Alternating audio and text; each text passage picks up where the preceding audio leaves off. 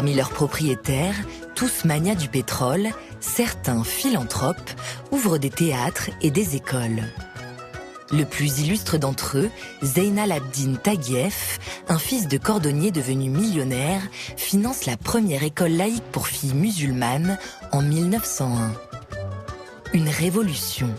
Taguieff fait désormais rimer pétrole avec progrès.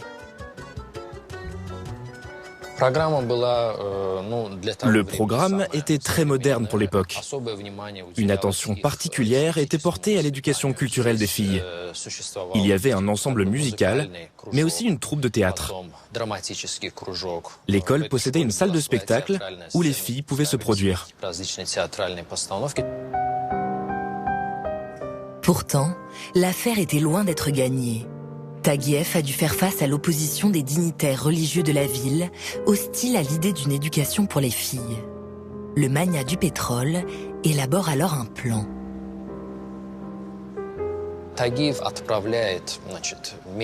Taguieff a envoyé les représentants locaux les plus progressistes du clergé en périple dans les principaux centres musulmans, à la Mecque, à Machhad, dans le Khorasan et ailleurs.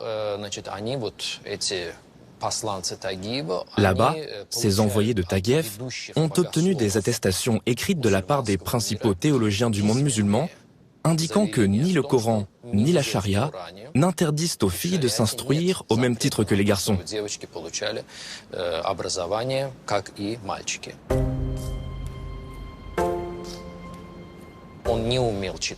Taguieff ne savait ni lire ni écrire.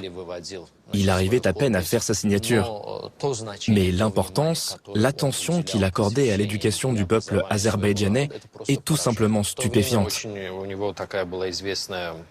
Il y avait cette célèbre phrase qu'il aimait répéter qu'en éduquant une fille, on éduquait toute une nation. Parce que l'éducation de chaque enfant repose en fait sur les épaules de sa mère.